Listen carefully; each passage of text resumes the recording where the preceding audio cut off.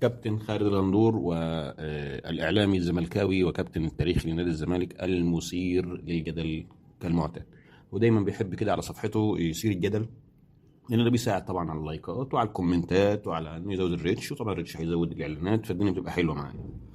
كابتن خالد طلع ببوست كده من يومين، قال لك هناك أندية تصنع نجوم وتساهم في وجودهم في منتخبات بلادهم، وأندية تشتري النجوم بعد صناعتهم بملايين الجنيهات من أجل البطولة.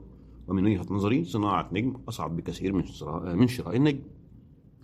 كابتن خالد غندور، يعني البوست ده مليان كمية تلقيح وإيحاءات لذيذة. خلينا بس إيه ناخد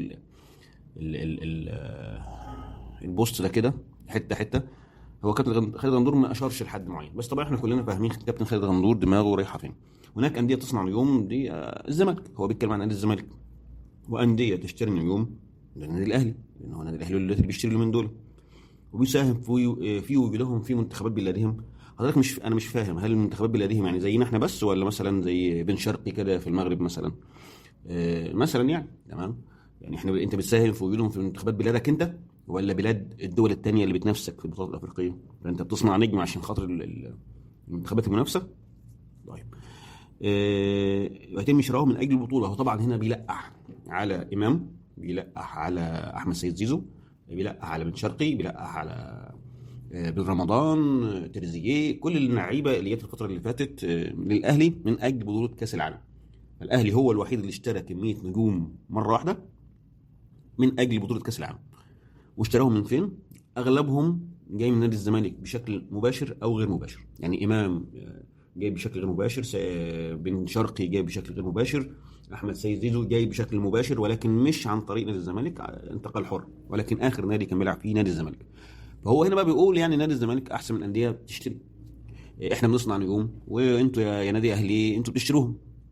احنا بنساهم في ان اللعيبه دي بتروح منتخبات بلادهم، انتوا لا. طب خلينا نرجع بقى الحته كده. حضرتك لما بتصنع النجوم بتستفاد بيهم ايه؟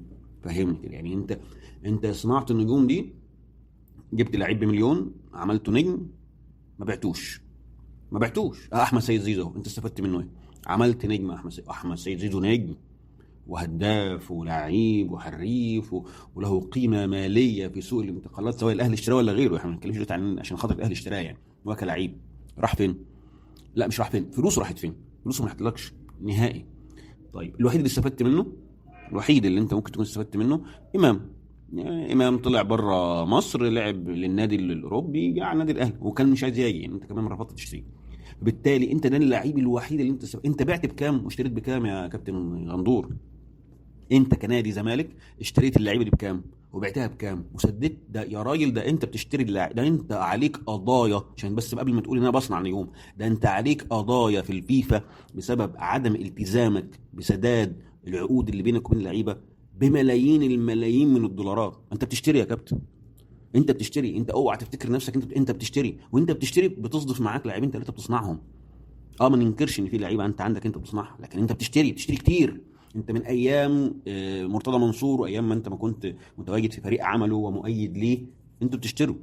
كل القضايا اللي موجوده حاليا في الفيفا بسبب الصفقات اللي انتوا كنتوا بتشتروها اثناء تواجدك انت في الشله بتاعت مرتضى منصور. استفدت انت بقى ايه؟ يعني انت اشتريت اللعيب، لا بعته ولا اديت له فلوسه ولا جبت بيه بطوله. فانا النهارده لا انت عملت نجم عملت بيه بطوله، ولا انت اشتريت نجم خدت بالبطوله. تعال الناحيه الثانيه، النادي الاهلي بيشتري. طب هو بيشتري ليه؟ وفق خطه، وفق لسبب. النهارده انا رايح كاس العالم للانديه، وهيجي لي من ورا البطوله دي ملايين الدولارات. انا رحت واخد ملايين الدولارات دي زي ما هي كده، اشتريت بيها لعيبه، انا كده ما دفعتش حاجه من جيبي. ومش بس كمان ما دفعتش حاجه من جيبي، لا ده انا كمان الفلوس دي هترجع لي تاني. يعني انا النهارده لما اعتمدت على فلوس بطوله كاس العالم للانديه اللي اتلعبت، ان الفلوس دي هي اللي هشتري بيها اللعيبه، تمام. اعتمدت ان انا هدفع بيها الفلوس دي دلوقتي حاليا، والبطوله دي هتسد ثمن اللعيبه دي، ونفس اللعيبه دي مستمره معايا سنين تاني جايه، هستفاد منها بقى في بطولات، هحرز منها فلوس دولارات. يعني لو النهارده لو خدت بنفس اللعيبه دي ان شاء الله بطوله افريقيا، وان شاء الله نحصل على البطوله السنه دي فيها كام مليون دولار. انت منها هتروح بطوله ايه كاس العالم، هتاخد منها كام مليون دولار تانيين. لا بلاش دي.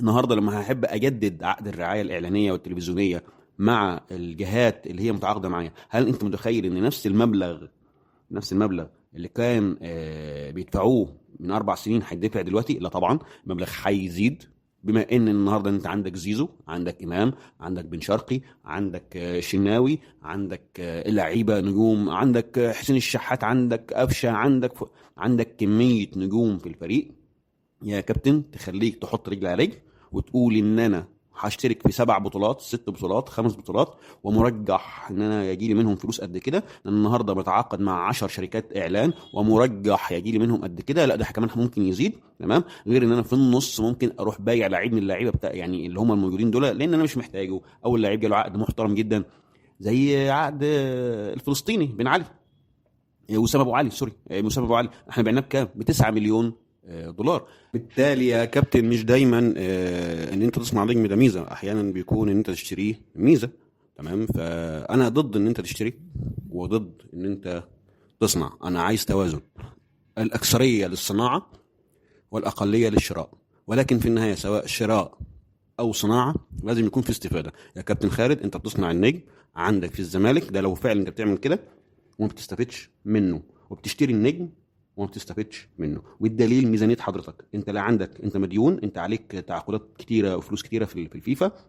اوعى تقول لي ان صناعه النجم دي مفيده ليك، لا صناعه النجم دي مش مفيده، وحضرتك يعني الموضوع اللي انت تتكلم فيه ده عشان تقول دي ميزه نادي الزمالك، لا بالعكس، ده هو يعني اهو بالسلب اهو. انا بقول لك الموضوع صناعه النجوم ده انت ما استفدتش منه، انت لم تحسن استخدام مواردك البشريه اللي هي اللعيبه واستفدت منها ماليا بالشكل المناسب. فبالتالي صناعه النجم اللي انت بتتكلم عليها دي بالنسبه لك انت مش مفيده، ما استفدتش بيها. ممكن نادي تاني زي الانديه الاستثماريه اللي بتشتري لعيب وتروح تبيعه للنادي الاهلي زي انبي مثلا، اللي واكل عيشه عليكم تمام، اهو ده بقى اللي يقدر يقول ان صناعه النجم افضل من شراء، لان الراجل ده بيشتري اللعيب ويرجع يدوا لك اعاره ويروح عامل معاك عقد غريب مريب مش مفهوم منه ازاي ده انتوا وافقتوا عليه، يفضل ياخد منك فلوس طول السنه، كل ما اللعيب يجيب جون، كل ما اللعيب يشارك، كل ما حضرتك تاخد بطوله، حتى لو اللعيب قاعد دكه هو بياخد منك فلوس. هو ده بقى اسمه صناعه النجم.